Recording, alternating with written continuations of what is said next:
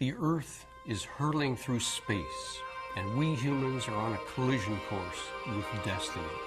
In the last few hundred years, we have become so successful as a species that we're now pressing against the limits of the Earth's ability to support us.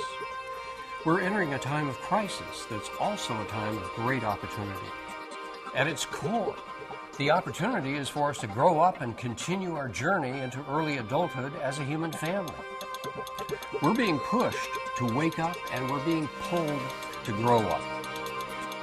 So, first let's look at the adversity trends that are pushing us into a new future. We now face an enormous increase in human population living in gigantic cities, growing disruption of the global climate and diminished food production, the depletion of vital resources such as fresh water and cheap oil, the massive extinction of animal and plant species around the world, enormous and growing disparities between the rich and poor made starkly visible by the communications revolution, and the spread of weapons of mass destruction. When we put these individual trends together, they represent a perfect storm, a world system crisis. The circle is closed and there is nowhere to escape. If we're to turn adversity into opportunity, it's vital that we wake up and work together as a human family. Let's look at it this way.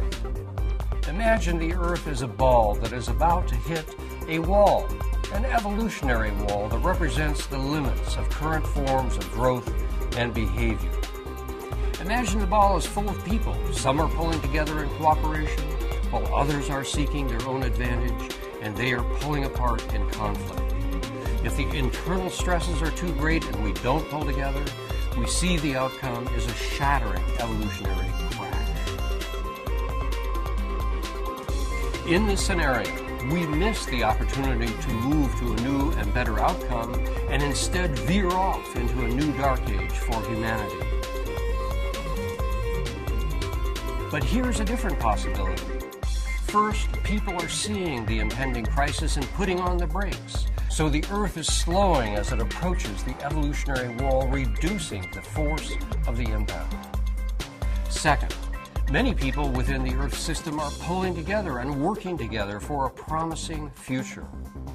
Putting these two responses together, we see the outcome becomes, instead of disintegration, a bounce and a leap forward. In this generation, we're making the choice between an evolutionary crash or bounce, between pulling together in cooperation or pulling apart in conflict. In the crucial decades just ahead, I invite you to pull together for an Earth that sustains us, a community of life that nurtures us, and a universe that welcomes us.